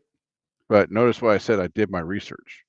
So my actual my bottom line for that settlement was lower than it could have been, but that fuel just rolled into the next week. And as a result, I only had to fuel 140 gallons that week. Right. So that next week, I had a bigger settlement. See, but you have to be shopping for prices in order for that to work. You got to be looking for those. You got to be shopping price and not just, heaven forbid, filling up at every single stop Swift told you to fill at. Right. Yeah. Which I think a lot of. And that's what I told that driver. It's like, oh, sorry. Go ahead, sir. And we're actually working. We're going to be working on a better tutorial on that too. What we want to do, and I think this will help, is bring people through the evolution of fuel purchasing and show what it costs if you follow the SWIFT guidelines using COM data, the fuel route they give you, and then show you what it would cost if you use COM data with an app like FuelBook, shopping prices, and then show you what your own discount card would cost on a given route. And I think that'll help people kind of see the light a little bit. And, was he just paranoid about running out of fuel or something, or what did he tell you about that? What was his reasoning for fueling that much? Well, from what I understand, and all, because it was a load from Phoenix to New Jersey, and all that, he fueled up in at the terminal in Phoenix, and he fueled up in OKC, and I don't remember if he fueled up again after OKC. And I'm like, hold on, are these your cheapest prices? When you're planning a route, are you going to your cheapest? That's my biggest gripe with what he mentioned. Like, I know sometimes the COM data and getting fuel at a terminal might beat FuelBook or our ES card sometimes, but majority of our time, our ES Advantage card is our largest discount. Absolutely. Well, I can tell you that that route, when I left Phoenix, I fueled in Phoenix, I fueled in Albuquerque, I fueled in Oklahoma City, and those were my 3 least expensive stops that week, that trip. But it's not always going to be the case. That's for darn sure. And Charlie and I will tell you too that there are little mom and pops that we won't go to because they scare us. Right. That might save 10, 20 cents, but we still won't go there. And that's a choice that we make. Yeah, I just don't know the quality of fuel that I'm getting from the mom and pop, the very tiny mom and pop places. That give him that huge discount, which I'm like, wait a minute. Yeah. So here's my advice for that. For those of you who want to gamble with the little mom and pops, know how to change your fuel filter and have fuel filters on hand, at least 2 or 3. Because if you get a bad load of fuel, you're going to need to run that crap out of your tanks, and you're going to need to get it out of your filter, and it could take you 2 or 3 filters to do that. Seriously. And there was I was just going to hit that one too, Jeff. So JAJ said, I've noticed Swift takes you out of route to fuel up at terminals. Your thoughts? So we actually just had a meeting, was it last week or the week before? Last week. With Brett Stewart on this. And there's actually something that they're working on in the background right now to make some changes to the fuel, the recommended or suggested routes. And he was specifically asking us, well, is it worth it to go, 50 miles out of route to get the lowest fuel? And, we ran a couple scenarios with him, and we're like, look, not really. I mean, all the routes we looked at, it didn't pan out. It wasn't worth the supposed savings because of the extra miles and everything else. So right now it makes sense for them, and that software and that system is set up for the company because it's taking into account their discounts, not what we're paying. And we stress that strongly. We beat that into the ground. Well, okay, great. We understand what it's doing. However, what you're not saying is that this is factoring in the best price for Swift, not the best price for Contractor. And one of the recommendations we made, well, number one was like, just don't send us those fuel routes. Right. Because I don't use them. I'm going to run whatever route I want to run to start with. Those fuel stops typically are not the cheapest routes. However, I will add this, and I think Jeff is chomping at the bit too here. we have noticed that those routes, those fuel stops seem to correlate a whole lot better now if you're on the ES Advantage card. If you're using COM data, I'm telling you, you are paying too much for fuel if you're fueling at the stops they're recommending. If you're on the ES Advantage card, you will see more times than not now, I think, that they It's are the actually same. running you through those places, and it's the same stops that you'll find on the ES route, because guess what? Now we're getting that discount. Mm-hmm. So I'm thinking they're getting similar discounts to what we're getting, and so that makes sense then. But then when you look at that route, you're like, okay, now it makes sense to a degree, to a certain point, as far as going out of route. Yeah, But not 50 miles, for me, because right. Yeah, the route that he was actually I showing plan. us was going literally 50 miles south to pick up fuel, which Mhm. ended up adding 100 miles to the trip because she had to do this big triangle to get back on Right. route. And that just, there's no scenario where that's a good idea. It was like running down to Davenport or something like that. It was a crazy route over to like West Valley or something, and I pulled up that route on that day, and it was like, no, that was not even close. When we looked at ES or Fuel Book, we're not even remotely close to being the lowest prices available to us. So go ahead, Alan. Sorry, Although, man. I'm just going to put this out there, and I know Brett doesn't watch the show, but I'll just let you guys know something I thought interesting. When we told Brett about how Fuel Book actually works, Right. and that other carriers have a carrier code that allows their drivers to plug in the carrier code and see where the fuel route is on their network that Right. they use. He started writing stuff down. Yeah. So you might, I'm not saying that you will see that, but I thought it was interesting. He was writing furiously when we were telling him what that Trying to figure out how to contact them and that sort of thing. So maybe something will come of that. That would be cool. Yeah. No, I when I was speaking to the driver, I was just trying to pick their brain about like how they're routing themselves Right. and all, because I know coming out of Phoenix and all, and coming out eastward, your biggest problem is how many mountains you're about to hit. Right. And all, if you just need to hit 40 or and come straight down across 40 to come up to New Jersey, or which way you're gonna go, where's your fueling and all, and Right. that's one thing I told them. Hey, plan out your trip better. Right. Well, that's like when your biggest thing. When like all of us left Phoenix after Fleet Week, right, Alan? You and the other I had the Alan. heaviest load out of all of us. Yeah, you and the other Alan, were running up a little further north than I was, right?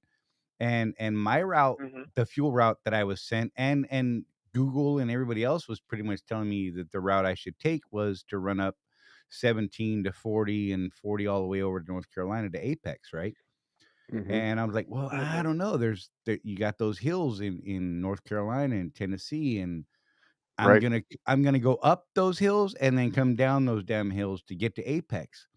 And so I looked at the route from running 10 to 20 and then up 20 through Atlanta and then up 85 from Atlanta. And it added like 30 miles or 40 miles to the route, but I didn't end up with those mountains in between. And I ended up running like 10.6 on the way back to there. You know what I mean? So, I mean, I would not have done that climbing those hills. I'm sure of it. So, quick announcement, because I just got an email from Brett, because I pay attention to that even when we're on the show. Nice. So Jerry White is off this week. Oh, no. To prepare for his wedding. Oh, congratulations. So big congratulations to Jerry. If you guys do talk to him after he's back, make sure you congratulate him and all that. That's pretty cool. Awesome. Oh, so we're not having a meeting tomorrow. Call in and I just want to call in, say hello, and just explain that and all, because I know it was a very loaded question when I put it into the right. Chat. It's hard with that little bit of chat, right? Yeah, I mean the whole fuel management thing. That's like a whole like 101 class at least. You know, that might even be a 201 or something. Right. my biggest thing, you know, I was like, what's the weight of your load? He said 40,000. I was like, oh, okay, this is gonna be awesome if you're coming cross country with this. And all. Now, maybe now I can explain a little heavier fuel usage, but at the same time, you should route yourself on a smoother path, Right. always, in my opinion. Got to factor in terrain. Like if I'm coming across the gorge, right. You know, I just need to know, hey, how much fuel and where I'm gonna fuel at, you know, because depending on how that weight distributed and how I'm basically taking the gorge itself, you know, me versus a student, you know, how much fuel I'm gonna use or waste, you know. Right. Mm-hmm. Yeah, that whole thing, you know, I think it's one of those things that once you understand fuel management, it's easy. But wrapping your mind around it when you're new to the business, right, that's the hard part. You know, we got to talk about IFTA. We've got to talk about shopping the best prices. We've got to talk about terrain and routes and the weight of the load, all that stuff that we've just been talking about. And it could make a guy's head spin. And speed. Speed is absolutely a factor. Untamed squirrel, yes, sir. Yeah. His speed can factor in with Yes, that it is. weight, especially with that weight. I mean, speed is a factor all the time. It doesn't matter the weight. But then you're driving 70 with 40,000 pounds in the box, climbing big hills. Come on, man. You are just killing yourself. Mm-hmm. You know, it's not, it's not like if you're, you know. I used to haul those paper rolls out of Toledo, Oregon. Right. And there's no way out of there but up that mountain. Right. And I didn't care. I really didn't care when they changed the speed limit to 60 and 65 in Oregon. I still drove 55. Right. With those loads. But I appreciate you guys' time and thank you for the show, my dude. Hey, thank you, Colin Edwards. Oh my God. I love the Google Translator on this thing. It's wonderful. I've gotten some doozies out of that. Hey man, you be careful, dude. Thanks for calling. Appreciate you, brother. All right, no problem. All right, bye. So yeah, you know, hey Barb, better late than never. Just saying. Yeah. So yeah, you know, we do need to make that video, Jeff. Maybe we can get them to kind of promote that as for new contractors too, as part of their welcome pack. Hey, maybe you should check out a couple of these videos here, and you know what I mean, so that we can reach those people a little sooner and maybe help guide them, because Brett legitimately wanted to make sure that, you know, that system makes sense for us to use. Right. And he did not understand that it truly did not make sense for us to use. You know, he's just unaware of that part of it because he's not out here shopping for fuel the way we are. Right. So Dennis, well, I'm going to be meeting with Sue tomorrow, and we're going to go over my last 2 weeks and see how I did. And I'm going to ask her how I can do better. The main thing is I don't have the contacts that I'm used to. Yeah, no contacts at all, really. I'm starting to build some. I got a couple of employee codes and things like that now, so I can direct message some planners. I without the relationships that you guys have built, it's a little tougher. Right. I could tell you that I see the potential over here, but I gotta tell you, man, I still don't like running the East Coast. I mean, you know, in the Midwest and the West, even when you're on U.S. highways, it almost looks like an interstate. Here, it's like, oh, hey, why don't you take this little goat trail, kitty corner across Georgia, because that's the quickest way to get to where you're going. Right. In the middle of the night, and you know, nobody likes to turn their brights off when you do see them. Which, to be fair, you know, it's only about every 2 hours that you see someone out there, but. But so yeah, I see the potential. I think there's money to be made, but it requires that you build those relationships that we keep talking about. And you guys have been doing it for a while already. Have those, so you're obviously doing. You're seeing that potential that I can see in the future if I can build those relationships. East Coast is the East Coast, though, man. There's a reason why they pay more for this account. I'll always maintain that if someone's going to offer you more money, there's probably a reason. And Right. East Coast, that's the reason. For real. Like, a lot of people they just don't factor those things in. You know what I mean? There's a reason. Mm-hmm. There's a reason, and so I don't know. What do we do? I'll be honest, I was kind of hoping to cheat. I was telling Charley this. So you guys may know that the load board may or may not be open to ERF guys. Right. But since I'm one of the 10 testers, Brett said that I could use the load board as long as I don't go outside of the zone. Otherwise, Right. they would kick me back to OTR. And you guys might think that's cheating. I say it's just an edge.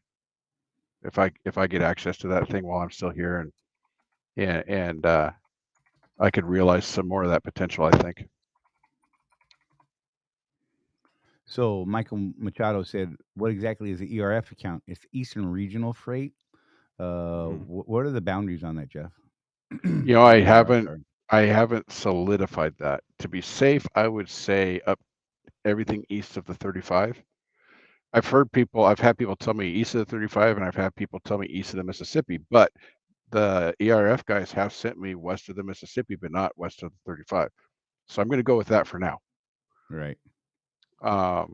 The per mile rate is higher, both Right. for empty and loaded. But again, it's like every other job you ever had. If they're going to offer you more money, there's always a reason for that. Right. Call it a catch if you want. And the catch here is that East Coast, when you're actually deep in the East, there's a lot more traffic. There's a lot more big cities. Right. It's not so bad. Like the first load I got on this contract was from Jersey to Tulsa, Oklahoma. So right there at the edge of the zone. Right. That wasn't so bad because I just had to get out of Jersey. Right. But then I went up anytime you're in Jersey. But then I went up to Minneapolis and talking to the planners up there. There was the day I was in Minneapolis. Oh the guy's like, there's literally like one load leaving today out of this city, and I'm like, what? And it's like, but I have this thing I need picked up for Cabela's if you're willing to do that. And I'm like, yeah, let's do that. Right.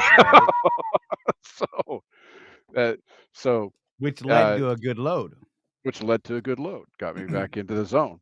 So if I'm understanding correctly, and Dennis and some of these other guys can let me know, you want to stay, if you're going to run this account profitably, the relationship with the planners and everybody that run the ERF freight, that's a big key. Try to stay below the A80, and you've got to stay east of the 35. Right. And you staying below 80 seems to be a thing. Like I've heard a couple of people say that. They're like, look, it's not just the ERF. It's like right. above the 80, there's like no man's land. There's nothing up there, man. So. It's either hot or it's absolutely cold. I mean, freight wise.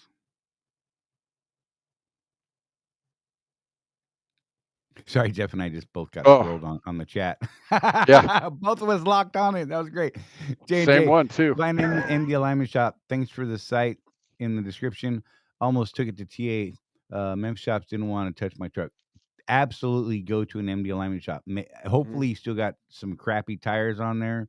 Or if there's a problem, if you have a problem tire, let them see those tires. They use that as part of their diagnostics.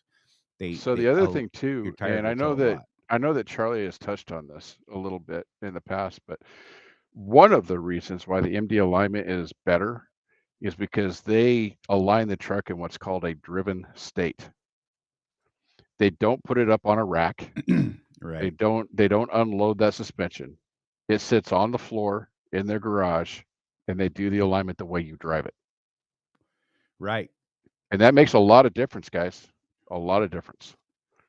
Remember, alignment is looked at in thousandths of an inch, and a couple thousandths of an inch off one way on one side, a couple thousandths off the other side another way.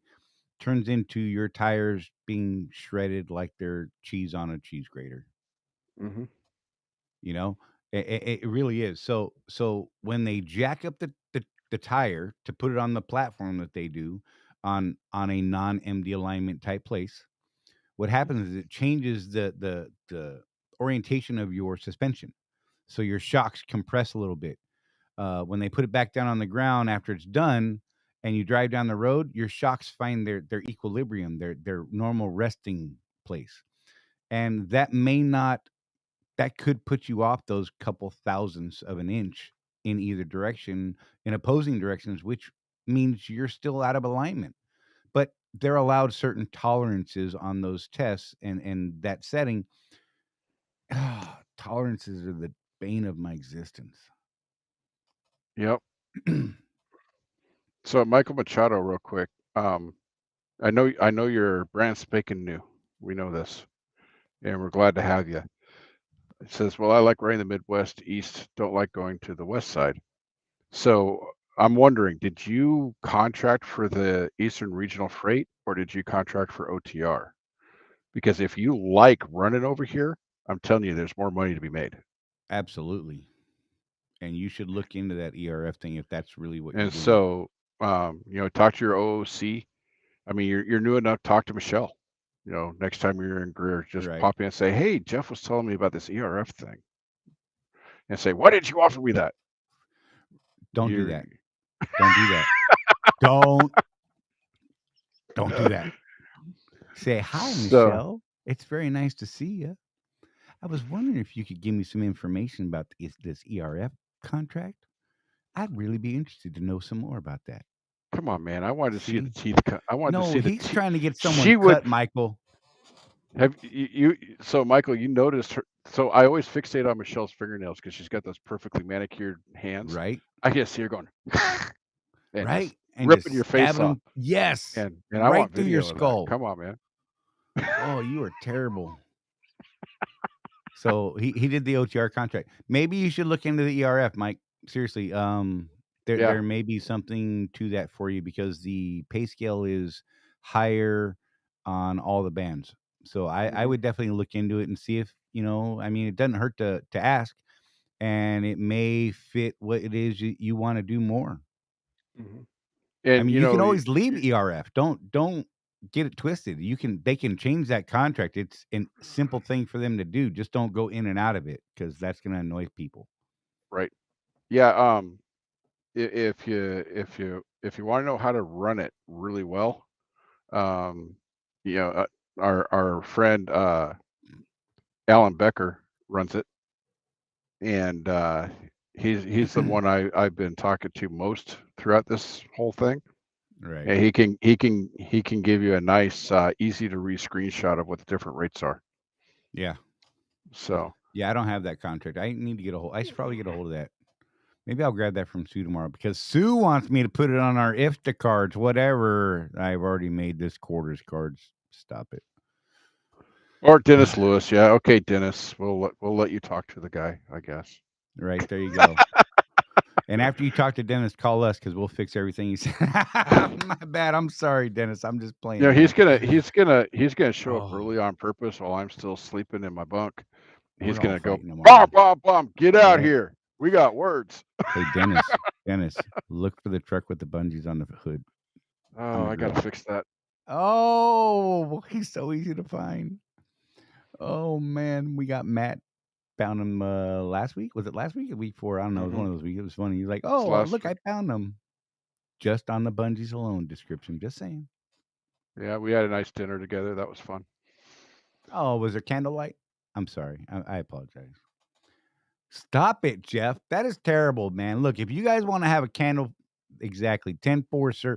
If you want to have a candlelit dinner with that big man, you do that.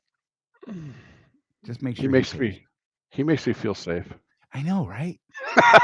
Like I wanted to hug that guy. I don't think I hugged him, and I was very drawn to him. Like I wanted to hug him, not like drawn to him, but I was drawn to him. Like he's like a big daddy bear guy, and I just want to hug on him and just feel safe. Like the world can't get me. I don't know if anyone else has that thing in their head. Maybe it's just me. Whatever. Don't judge me. Just Okay. don't judge me. Anyhow, you know what, you guys? We're going into some dark, real crazy places. So you know what? We've been at this an hour and 50 minutes. So last call for questions. If you got something you want us to get to before we call this thing a wrap, get it in there. Meanwhile, I'm gonna do my little obligatory stuff here. How about referrals, Jeff? If Yay. if you guys have found the things that we have told you and chatted with you about and spent hours on the phone with you, texting or talking and things like that, um, and you haven't already listed someone as a referral, and this is for guys that are coming from the company into contracting and from people outside. So Jeff and I will not get a referral bonus for someone going from the company into the contractor side. But do us a favor and list us as a referral. And it's just because we want them to know that we did something here. We helped this process. We helped you come to that decision. Maybe we educated you on something that you needed education on. We'd like them to see that because it helps us with our stuff that we're doing with them, right? If you're Mhm. coming from the outside and you're gonna make this contractor leap into the Swift contractor world, please, there is a $1,500 referral bonus that would go to Jeff or myself, and both of us take that money and we throw it into a pot between the two of us that we use for Contractors Corner. Yep. We're not using it to go buy steak dinners or something like that. That's not what we do. We are trying to build up this Contractors Corner thing so we can do bigger and better things and fun things like the private site that we're working on now. That's going to kind of pull us away from Facebook, and some of you may not like that fact, but you will see a better product from us when we do that. It will be a fee-based product, you guys. So don't let that throw you off. I'm just going to say it right now. It costs us a lot of money to set this thing up, and it's a lot of time. So anyhow, you can list either one of us as a referral, MORTO1 or MAHCH1. It goes to Jeff or myself. Either one doesn't matter. He and I are not competing over this. We are just putting it into a pot, like I said. If you are coming from the outside, in fact, if you're coming from the inside or outside and you're thinking about making this leap into the contractor world, by all means, reach out to Michelle Cantrell, 864-968-7605. That is the recruiter that we recommend above all else, simply because we have a very good relationship with her. It's not sort of a kickback type of thing. She is just someone that we trust and absolutely trust. She does kick Charley in the backside sometimes. She does. She will hit me. Like, she will physically abuse me. I'm just saying, and I can never get it on camera, and it's not cool because I kind of love her like family. I'm just saying. She's a good person. She's fun to talk to. Don't be mean to her. I'm just saying. So do you know anything about this, Charley? I know that there used to be an incentive for vets coming There in. is some sort of, if you're coming from the outside and you're a vet, I believe there's a scholarship program. Like if you need to go through truck driving school or something like that, definitely reach out to a recruiter. Hey, you know what? Oh gosh, I forgot to get his contact information. Did I get his contact information in here? It would help if I knew who you were talking about. The company recruiter that we met while we were at Fleet Week. I did not put it in my little notes here. I will reach out to him, Wade Myers. Hey, Wade Myers, if you are a member of the Facebook group Swift Drivers, Employees, and Family, shoot me a message there or something along those lines, and I will get you in contact with a recruiter that we met while we were there. He's a newer recruiter, and he hasn't been spoiled and turned to the dark side yet, so he's still giving, like legit. Look, company recruiters are notorious for being kind of a little out there. They will tell you some things because their job is to get asses in seats. Let's just be real. This guy hasn't gotten to that point yet, so we're getting him fresh and young. Yeah, And I think if we can keep feeding him, then he won't go that route. yeah. I mean, it's if you were in the military, a recruiter is a recruiter. If it ain't on paper, it don't mean nothing, y'all. That's right. So, but yeah, Wade Myers, find me on Facebook. My name is Charley Mahon, or reach out to Jeffrey Morton.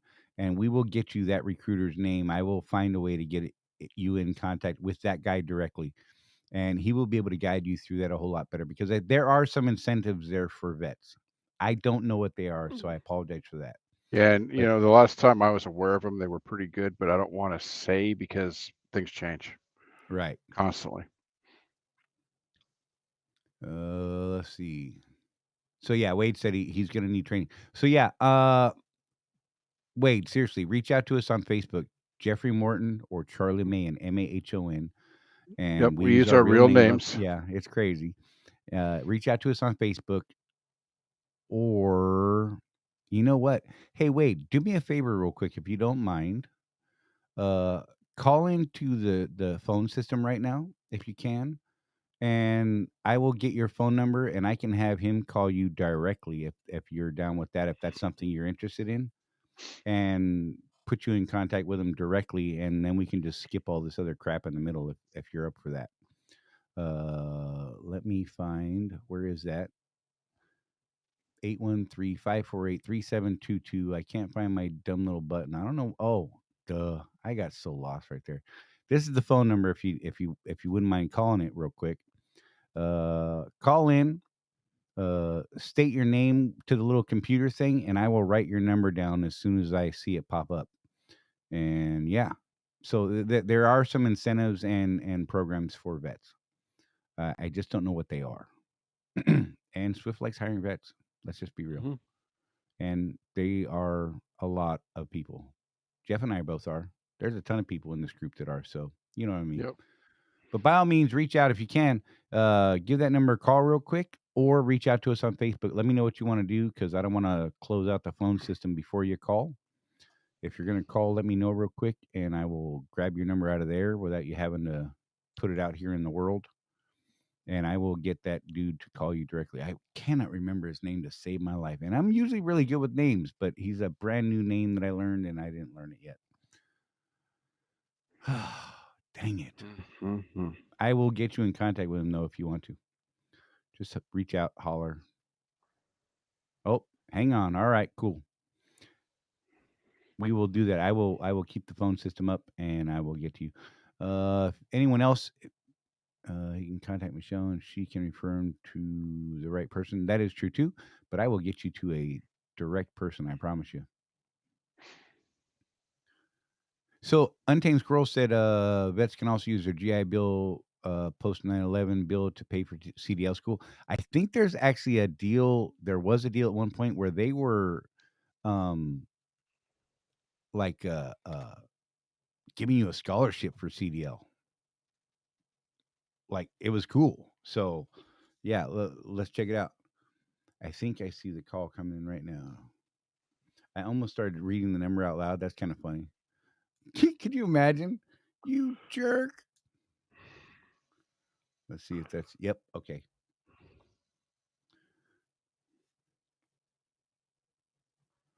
Sorry, guys, I'm writing stuff down. I know this isn't good video, but I just want to make sure I got that individual hooked up. So, Wade, if you can hear me in the phone out there, I got your number. I will get this dude to give you a call. I'll also, you know what? I'll shoot you a text from my number, and you can reach out to me there too, and we'll get hooked up there. In fact, I can do that right now, because you know what? I'm notorious for doing this. I'll text you, I'll call you, and then I don't. So for that, I apologize to people who have been subject to that. Let me do this real quick, Jeff. Save me for a second. I almost did it out loud again. Save you? Save me from myself. I'm gonna do weird things. What? What is happening, Jeff? Do I need to have my finger over the button? Possibly.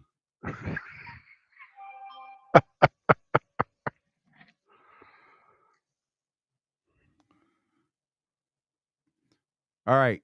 So Wade, you have my phone number now in your phone. I just shot you a text. I will reach back out to you there, and I will get you a number, or have this dude give you a call. I can't remember. I don't think so, Derek. Could be though. God, I can't remember. Oh, this is gonna kill me, Jeff. I gotta go look. I don't know that I can find them. I think I can find them. Oh, good Lord. Anyhow, you know what? Hey, you guys, you know what? I'm going to do this in the background when we're done with this. I apologize for that. So check this out. Thank you guys for tuning in every week. It truly does mean a lot to us that you do tune in. We do have kind of an important question that we should probably take first. Okay.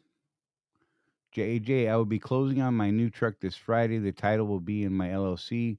Will I need to get other thing other than 2290? So 2290 all he needs to do, or is there more stuff?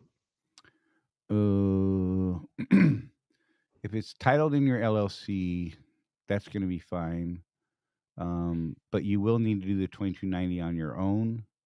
I utilize a service. You can go to the IRS directly. They'll actually help you fill it out if you go to the IRS in your wherever it is that you would do that. Like I used to go to the first time I did it, I went to Portland, went to the Portland office, and they filled it out and got me squared away. I use a service called what the heck's it called, Jeff? Good job. ExpressTruckTax.com. There you go, ExpressTruckTax.com. And what's cool about them is they send me reminders before it's due every year, so I don't forget to file it, because that is on us, and that is a $550 bill that we need to come up with every year after July. So yeah. So yeah, I can't think of anything else. No, I think that that's the only real thing that's going to change for you on that part of it is Swift will no longer pay the 2290 for you. You will have to file that yourself and submit that each year to Swift also, because they will ask for it at some point. They didn't this year. Did they ever bug you about it, Jeff? So yeah, it's weird. Some years they are on you before it even happens. Other years that you're like crickets. I don't even think they understand it, that it happened. Yep. Okay. All right. So we're about 2 hours. Yeah, look at that. Oh my gosh. Thank you guys. We will be here every week. We will be here next Tuesday at 6 p.m. Eastern time. You guys, again, seriously, thank you for tuning in and hanging out with us every week. It means a great deal to us. Thank you. Be safe. Look after each other. Sue, we will see you tomorrow. Dennis, we'll see you tomorrow. Anyone else that's going to be in the Ocala area tomorrow, come by the terminal, hit us up, and yeah, it'll be fun. Yeah. You guys be safe. Have fun. Don't die. That's rule 1. We're out. Yep.